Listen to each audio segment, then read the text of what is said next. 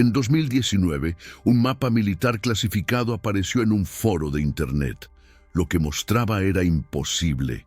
Una zona de 47 kilómetros cuadrados en las montañas de Oaxaca, marcada con el código ZR12, acceso restringido permanente. Cuando los usuarios intentaron buscar esas coordenadas en Google Maps, encontraron solo píxeles borrosos y un vacío digital, como si ese pedazo de México simplemente no existiera. Pero lo más perturbador no era el mapa. Era lo que había escrito a mano en el margen. Grupo Senderos, 8 personas, 2003, no regresar jamás. Oaxaca es un estado de contrastes violentos, playas paradisíacas en la costa, selvas impenetrables en el sur y en el norte, montañas que parecen tragarse la luz del sol. La Sierra Mazateca es uno de esos lugares donde el tiempo se detiene, comunidades indígenas que hablan lenguas ancestrales, caminos de tierra que desaparecen con las lluvias y leyendas que nadie se atreve a verificar. Es también una región con presencia militar constante, oficialmente para combatir el narcotráfico, pero quienes viven allí saben que hay retenes en lugares donde no hay pueblos, helicópteros que sobrevuelan zonas sin cultivos y soldados que patrullan montañas donde no hay nada que proteger. O al menos nada que el gobierno quiera que sepas. En octubre de 2003, 8 personas desaparecieron en esa región. No eran turistas desprevenidos ni aventureros imprudentes. Eran cartógrafos, geólogos y biólogos independientes que formaban parte de un proyecto llamado Senderos Olvidados. Su misión era documentar rutas prehispánicas y biodiversidad en zonas remotas de Oaxaca. Tenían permisos oficiales, equipo profesional de comunicación satelital y un plan de ruta registrado ante autoridades locales. Salieron de Huautla de Jiménez el 12 de octubre. Debían regresar el 18. Nunca lo hicieron. Durante 16 años, el caso fue archivado como extraviados en zona de difícil acceso, hasta que ese mapa apareció en Internet. El líder del grupo era Ernesto Villegas, un cartógrafo de 44 años que había trabajado para el INEGI. Conocía las montañas de Oaxaca mejor que las calles de su propia ciudad. Le acompañaban su esposa Clara, bióloga especializada en ecosistemas de montaña, y 6 colegas más, 2 geólogos, un fotógrafo documental, una antropóloga y 2 guías locales mazatecos. Todos adultos entre 32 y 52 años, todos experimentados, todos conscientes de los riesgos. Clara había dejado una carta para sus hijos, guardada en un sobre que decía, «Solo abrir si no regreso». Ernesto había actualizado su testamento 2 semanas antes del viaje, como si supieran que algo podía salir mal, como si intuyeran que esta expedición sería diferente.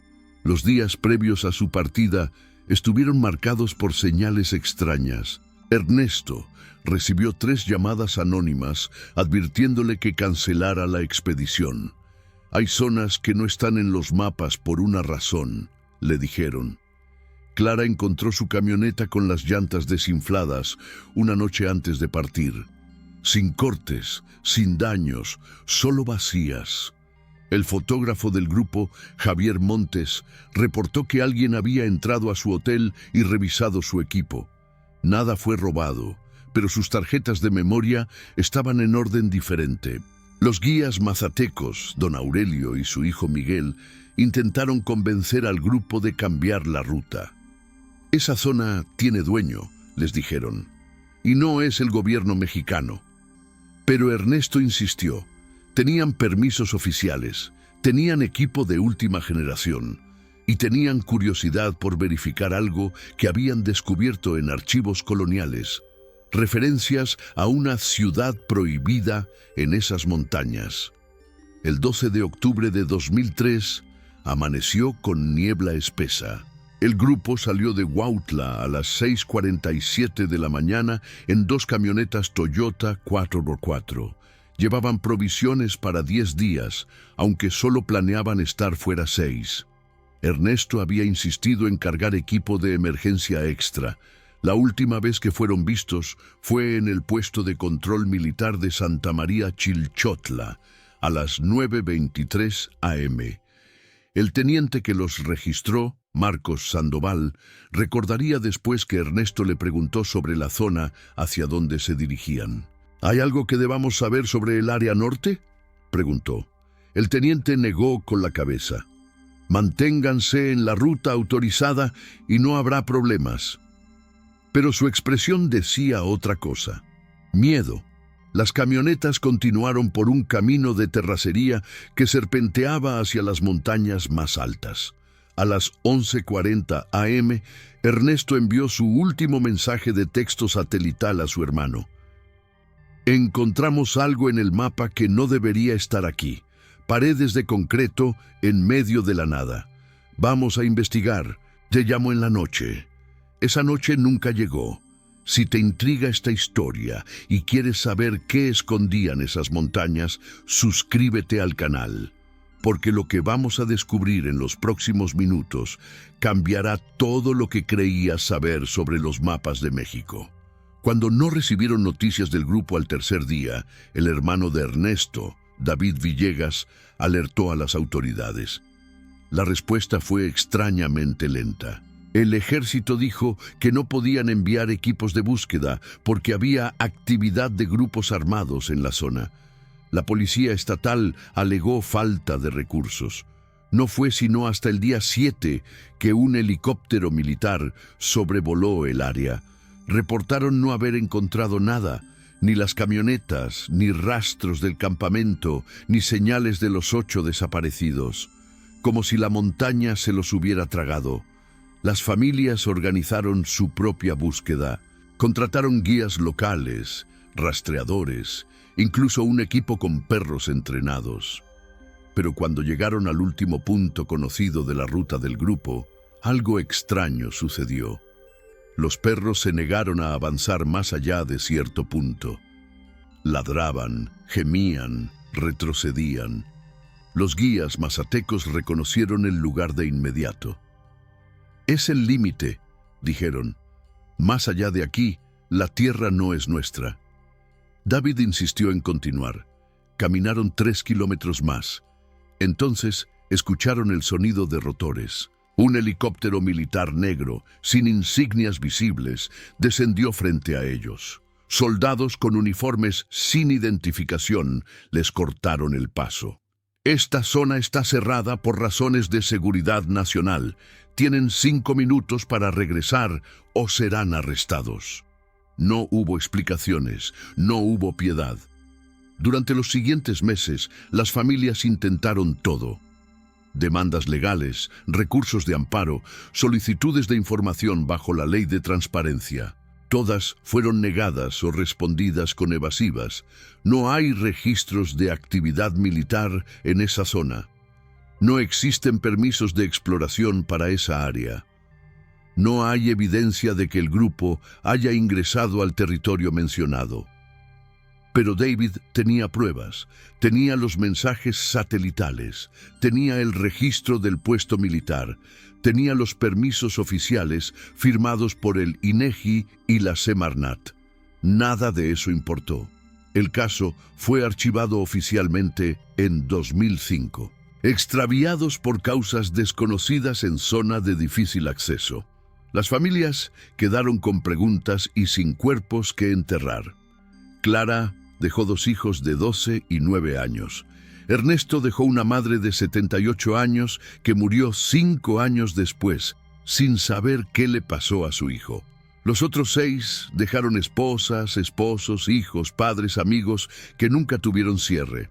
Durante 14 años, la historia fue solo otra tragedia de las muchas que ocurren en México, hasta febrero de 2019. Un usuario anónimo con el nombre Cartógrafo87 publicó en un foro de Reddit una imagen. Era una fotografía de lo que parecía ser un mapa militar topográfico oficial. Escala 1/50.000, con marcas de clasificación y sellos del SEDENA. En el centro del mapa, Un área rectangular claramente delineada con línea roja y la inscripción CR12, Acceso Restringido Permanente, Orden Ejecutiva 2001.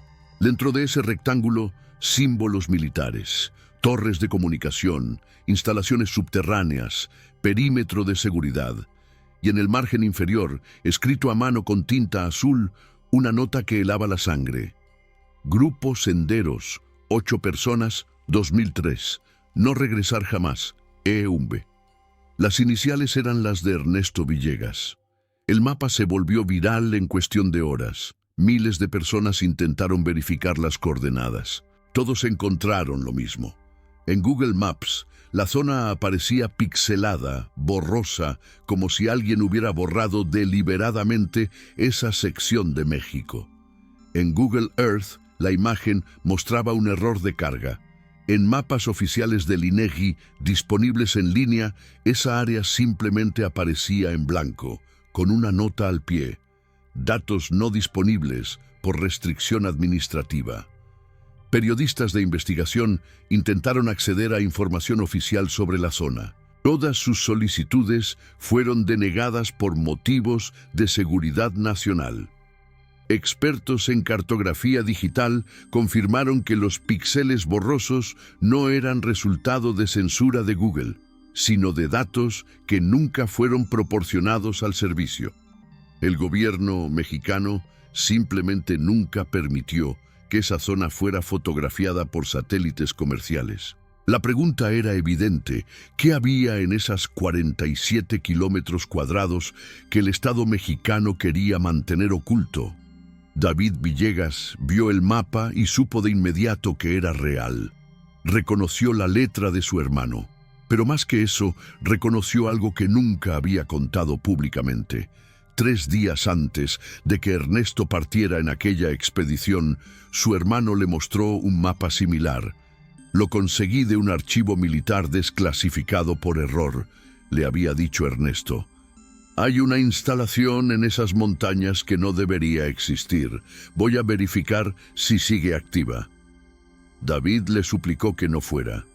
Le advirtió que estaba jugando con fuego. Ernesto le respondió con una frase que David nunca olvidaría. Si no regreso en una semana, hay una copia de todo esto en mi oficina. Prométeme que la harás pública. David nunca encontró esos documentos.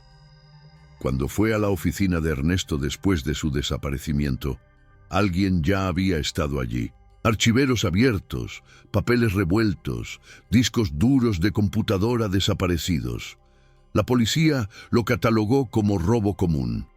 David sabía que era otra cosa.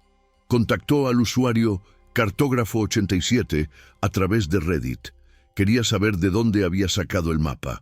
La respuesta llegó 3 días después, desde una cuenta diferente. Trabajé en archivo militar en 2018. Este documento estaba en una caja marcada como Destruir 2020. Lo fotografié antes de que lo trituraran. Tu hermano era un hombre valiente. Encontró algo que no debía encontrar. Lo siento. David preguntó si había más documentos. La respuesta fue escalofriante. Sí, pero si los publico, no veré el amanecer. Tu hermano no fue el primero, ni será el último. Mantente alejado de Oaxaca. La cuenta fue eliminada inmediatamente después. David contrató a un investigador privado, ex militar, llamado Ramón Torres.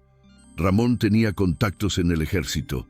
Aceptó el caso no por el dinero, sino porque él mismo había estado estacionado cerca de esa zona en 2005 y recordaba cosas extrañas. Había una orden permanente, le contó a David. Si alguien se acercaba a cierto perímetro, debíamos detenerlos. No importaba quiénes fueran, no importaba qué permisos tuvieran. La orden venía directamente de la Ciudad de México, de un nivel muy alto.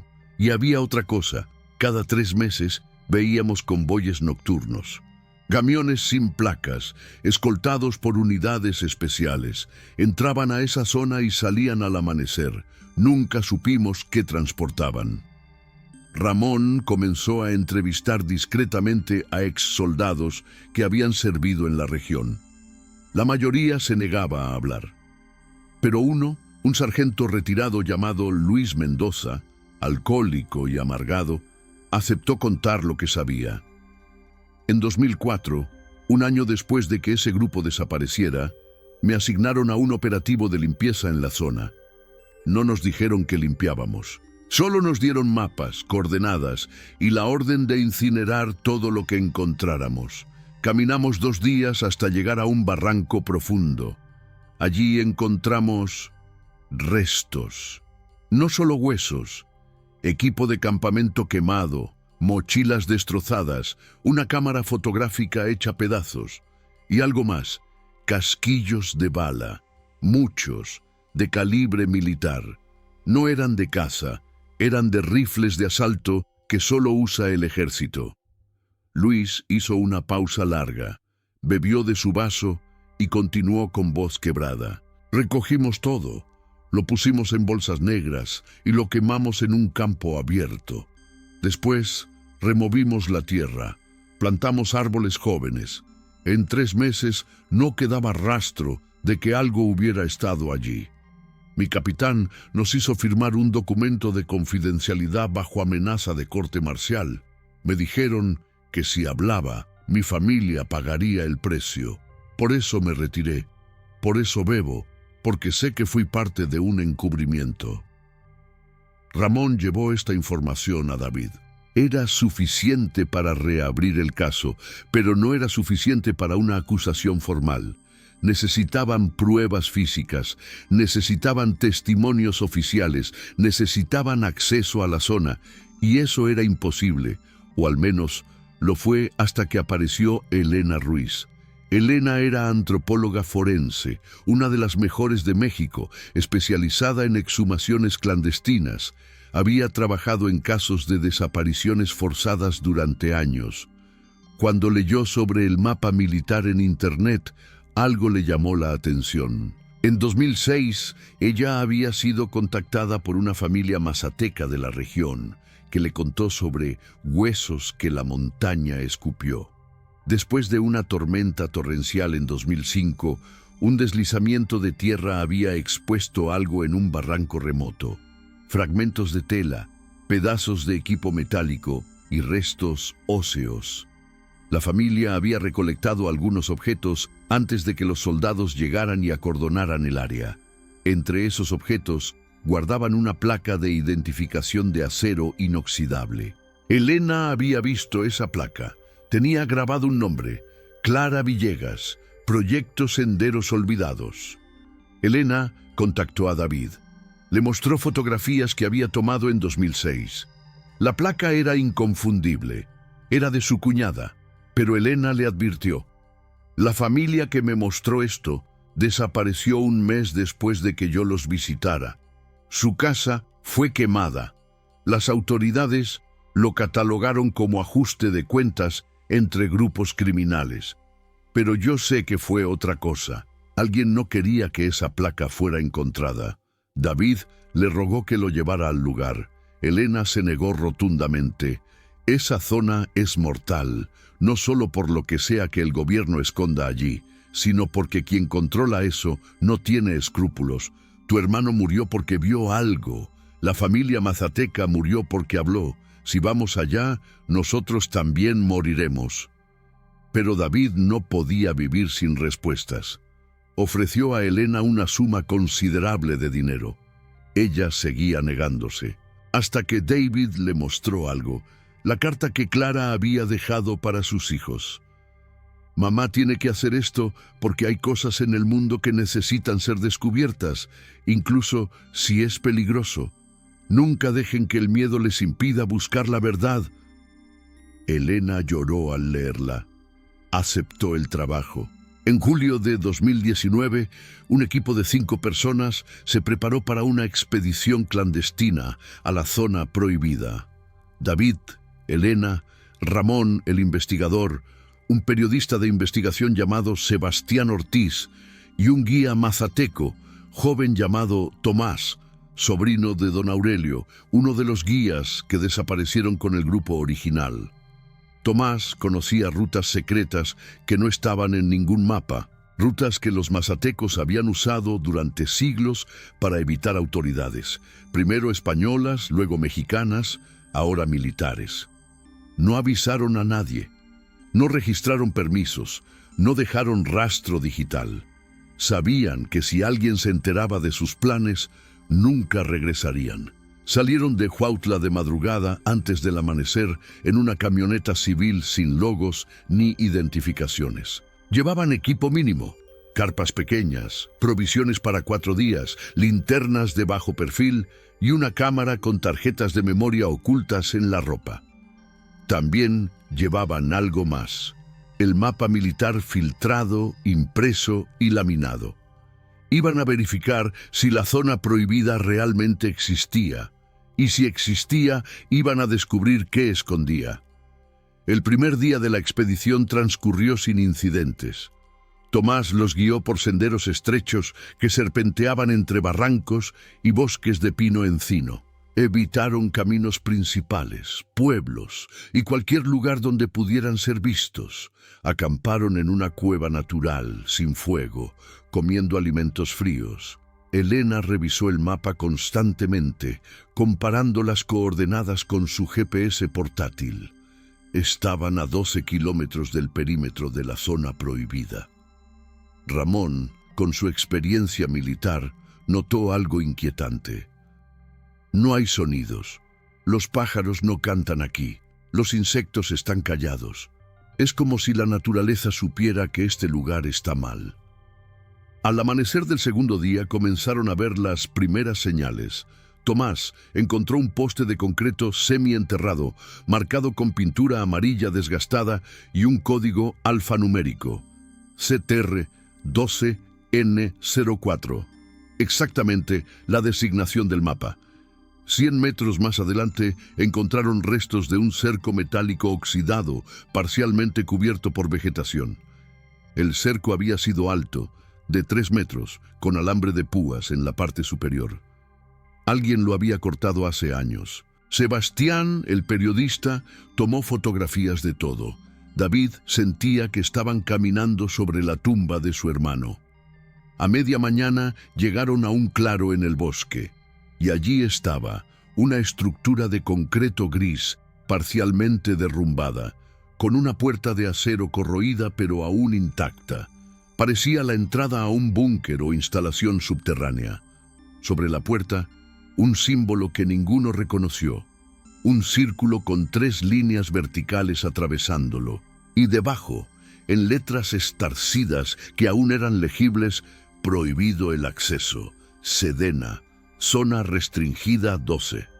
Ramón identificó el tipo de construcción inmediatamente. Esto es de finales de los 90, principios de los 2000. Concreto reforzado de grado militar. No es una simple caseta, es la entrada a algo mucho más grande. Intentaron abrir la puerta. Estaba sellada con un sistema de seguridad oxidado pero funcional. Tomás sugirió rodear la estructura. A 50 metros encontraron otra entrada, esta colapsada por un deslizamiento de tierra reciente. Podían entrar. Elena encendió su linterna y fue la primera en descender. La rampa bajaba en un ángulo de 30 grados, adentrándose en la montaña. Las paredes eran de concreto liso, con cables eléctricos aún instalados en el techo, aunque obviamente sin energía. El aire olía a humedad, moho y algo más. Un olor químico dulzón que Elena reconoció de inmediato. Descomposición. Hay materia orgánica muerta aquí abajo. Bajaron 40 metros. La rampa terminaba en un corredor principal que se bifurcaba en 3 direcciones. En las paredes, señalizaciones militares en español e inglés. Almacén A, izquierda. Laboratorio B, centro. Zona de contención, derecha. Sebastián susurró lo que todos pensaban. ¿Qué clase de instalación es esta? Ramón sacó su brújula. La aguja giraba erráticamente, sin encontrar norte. Hay algo aquí abajo que interfiere con los campos magnéticos. Esto no es normal. Decidieron explorar el corredor central primero. Las puertas de las habitaciones laterales estaban abiertas o arrancadas. Encontraron lo que parecían haber sido oficinas. Escritorios volcados, archiveros vacíos, computadoras antiguas destrozadas. Todo había sido saqueado o destruido deliberadamente. Pero en una de las habitaciones, Elena encontró algo. Papeles esparcidos en el suelo, mojados y casi ilegibles, pero con sellos oficiales visibles. Uno de los documentos tenía un membrete. Proyecto Xochitl. Clasificación ultrasecreto. Sedena, CIA, 1998-2004. Tomó fotografías rápidas con su cámara. Otro documento mostraba lo que parecía ser un plano arquitectónico de la instalación. Era enorme. Lo que habían visto hasta ahora era solo el 10% de la estructura. Había niveles más profundos, áreas marcadas como biocontención, observación, eliminación. Y en el centro del plano, una sala grande etiquetada simplemente como sujetos. Continuaron más adentro. El corredor descendía más. Las luces de sus linternas eran los únicos puntos de luz en una oscuridad absoluta. David sintió pánico creciendo en su pecho. Este lugar era una tumba. ¿Cuántas personas habían muerto aquí? ¿Su hermano había llegado hasta aquí? Llegaron a una puerta más grande que las demás, de acero reforzado, semiabierta. La empujaron. Chirrió con un sonido que resonó por todo el complejo. Detrás de la puerta, una sala amplia. Y allí, en el centro, encontraron lo que habían venido a buscar. Pero no estaban preparados para lo que vieron. Había jaulas. Docenas de jaulas de metal del tamaño suficiente para contener a una persona. La mayoría estaban vacías, oxidadas, con cadenas rotas colgando. Pero en el suelo, restos, huesos humanos, ropa descompuesta, objetos personales. Y en una de las paredes, algo que hizo que Elena cayera de rodillas llorando. Mensajes grabados en el concreto, nombres, fechas, súplicas. Clara Villegas, 15, OCT 2003. Mis hijos, perdónenme. Ernesto Villegas, 20, OCT 2003. David, lo siento. Otros nombres que no reconocían, fechas que abarcaban desde 1999 hasta 2004. Decenas de personas habían estado allí, habían sido prisioneras, habían muerto. Sebastián grababa todo con su cámara, con manos temblorosas. Ramón encontró algo más, un diario militar, parcialmente quemado, en un rincón de la sala. Las páginas supervivientes contenían entradas espeluznantes. 15 enero 2002, sujeto 47, no sobrevivió al tratamiento. Síntomas: hemorragia cerebral, convulsiones, eliminación autorizada. 22, marzo 2003, nuevo grupo de civiles interceptados en perímetro norte.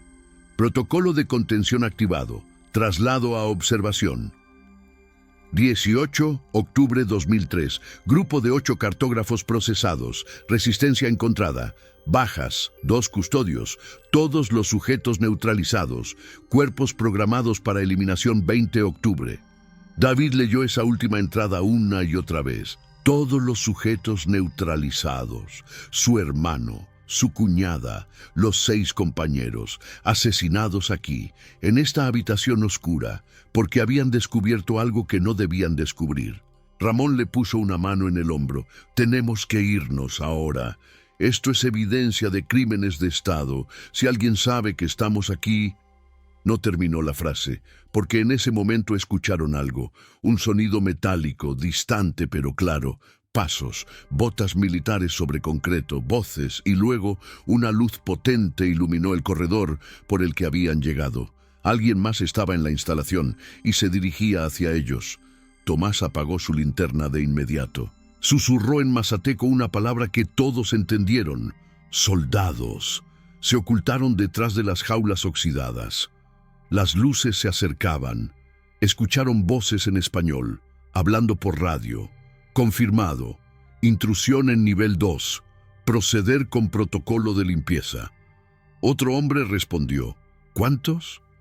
Señales térmicas indican 5 individuos. Proceder a neutralización. David sintió su sangre congelarse. neutralización. La misma palabra del diario. Ramón sacó un cuchillo táctico, lo único que tenían como arma. 5 civiles contra un escuadrón militar armado. No había forma de ganar. Elena señaló hacia el fondo de la sala. Había otra puerta, pequeña, casi oculta detrás de las jaulas. Una salida de emergencia. Se movieron en silencio absoluto. Cada paso parecía tronar como un disparo. Las voces estaban cada vez más cerca. Llegaron a la puerta. Estaba cerrada, pero Ramón logró forzar el cerrojo oxidado. Se abrió con un crujido. Detrás, un túnel estrecho, ascendente, tallado en la roca. Corrieron. No importaba el ruido ahora. Detrás de ellos gritos. ¡Allí! ¡Se mueven hacia el túnel norte! Disparos. Las balas rebotaban en las paredes de piedra, generando chispas. David tropezó, Sebastián lo levantó. Siguieron corriendo. El túnel subía, subía, subía. Sus pulmones ardían. Después de lo que parecieron horas, pero fueron solo minutos, vieron luz. Una abertura. Salieron a la superficie en medio de un bosque denso, a varios cientos de metros de donde habían entrado. Siguieron corriendo sin mirar atrás. Tomás conocía el terreno. Los guió por una ruta que solo los mazatecos conocían, bajando por barrancos casi verticales, cruzando arroyos, escondiéndose bajo vegetación espesa. Escucharon helicópteros sobre ellos, perros ladrando en la distancia, pero Tomás era astuto. Los llevó por agua, borrando su rastro. Después de 12 horas de huida desesperada, llegaron a una comunidad mazateca remota. Tomás habló con el jefe del pueblo. Sin preguntas, les dieron refugio. Pasaron 3 días escondidos en esa comunidad. Elena cuidaba las heridas y rasguños que todos habían sufrido. Sebastián revisaba obsesivamente su cámara, verificando que las fotografías y videos estuvieran intactos. David no podía dormir. Cada vez que cerraba los ojos, veía el mensaje de su hermano grabado en la pared de concreto. David, lo siento. ¿Por qué pedía perdón?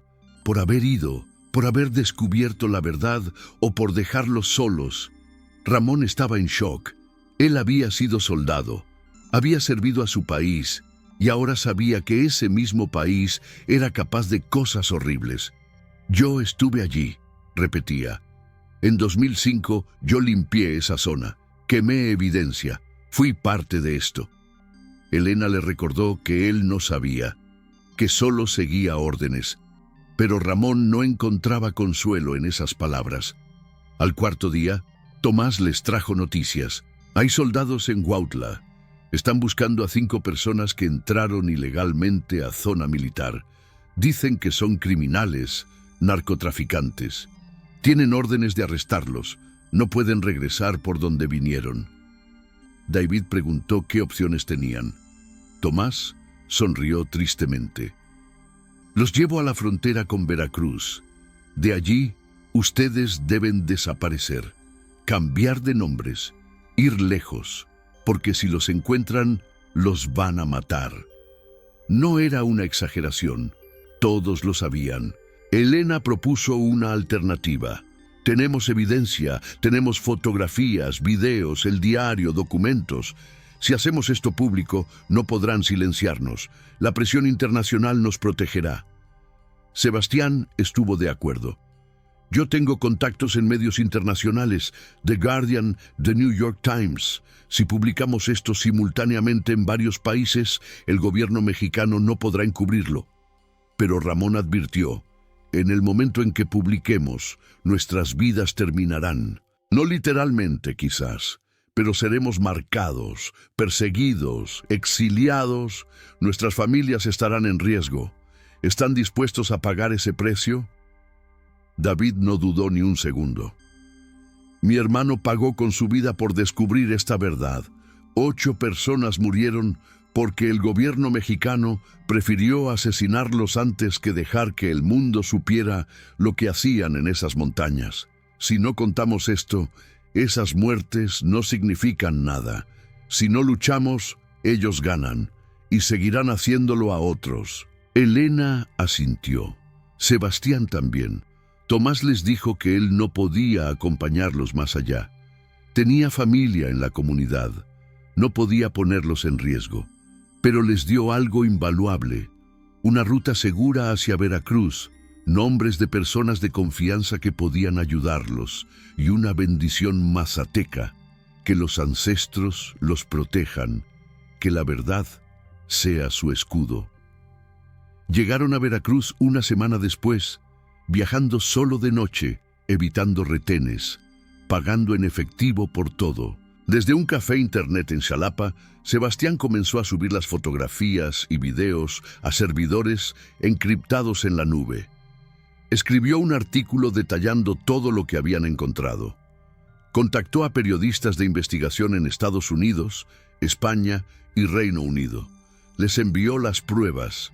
En menos de 48 horas, la historia explotó. The Guardian publicó primero Mexican Military Installation Linked to Disappearances and Possible Human Experimentation. The New York Times siguió. Secret Bunker in Oaxaca. Evidence of State Crimes Emerges. Medios mexicanos no tuvieron más remedio que cubrir la historia. Las fotografías de las jaulas, los mensajes grabados en las paredes, el diario militar, todo se volvió viral. Millones de personas vieron la evidencia. El gobierno mexicano emitió un comunicado oficial negando todo. Las imágenes son falsificaciones.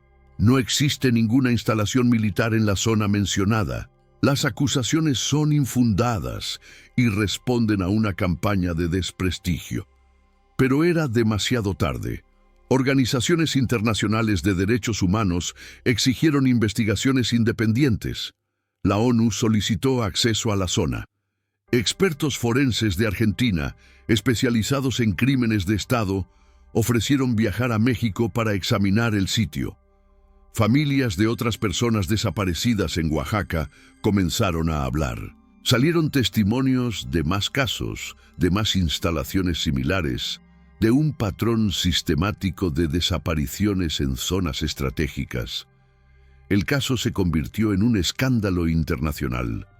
David, Elena, Sebastián y Ramón se convirtieron en figuras públicas de la noche a la mañana.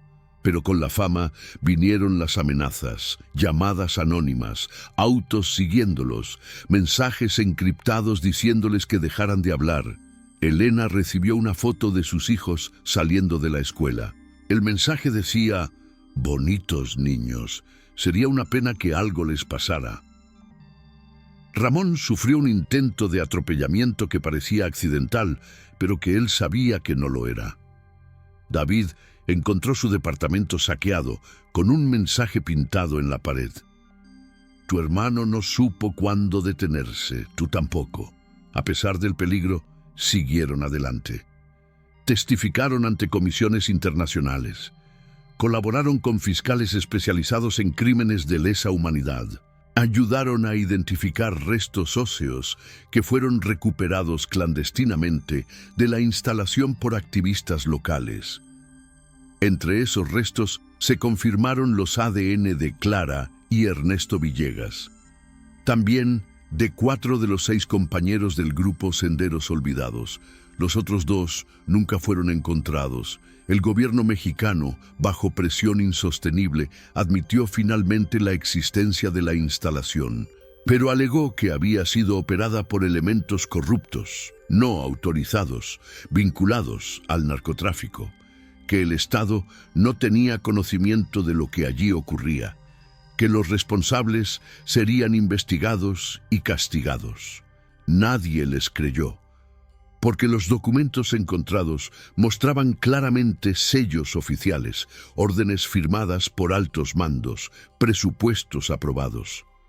Proyecto Xóchitl había sido una operación de Estado, y el objetivo, según las notas del diario militar, era alarmante: experimentación de técnicas de interrogatorio avanzado y control psicológico en preparación para operativos de contrainteligencia. Era un centro de tortura y experimentación humana.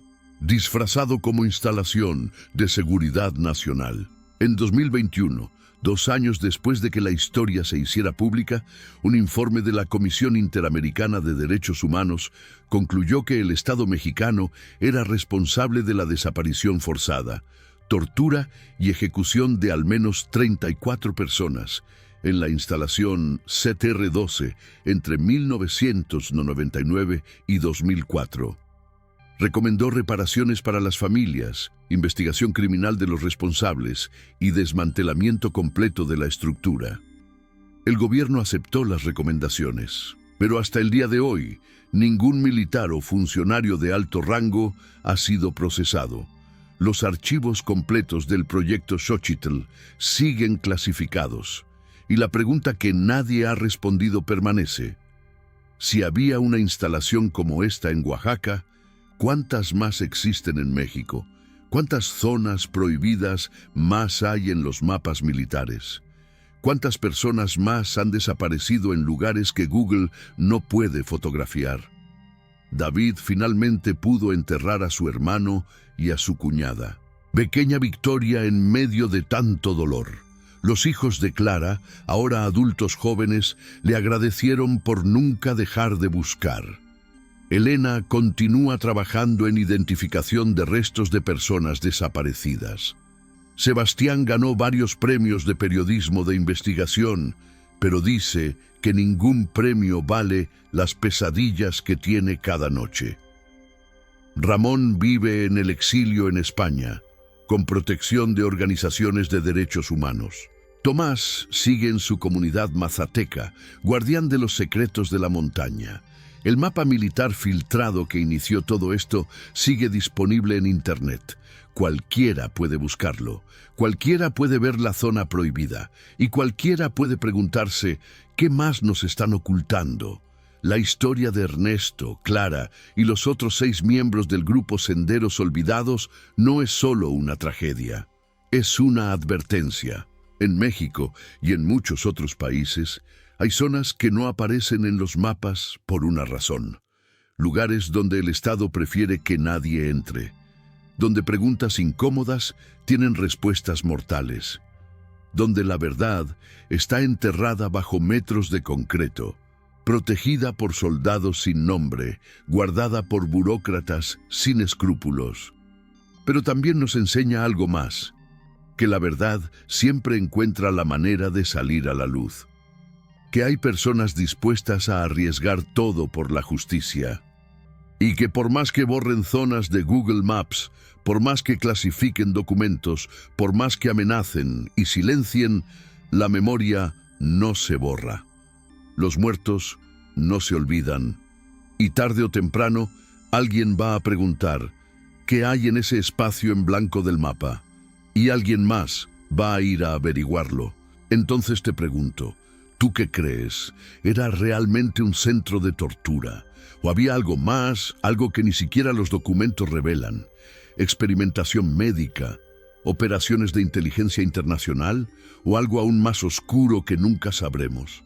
Los comentarios están abiertos, y si esta historia te impactó tanto como a nosotros, suscríbete al canal. Porque seguiremos investigando los lugares que no aparecen en los mapas, las historias que nadie quiere contar, los misterios que el poder prefiere mantener ocultos. Esto es Ecos del Silencio. Y aquí, la verdad siempre encuentra su voz.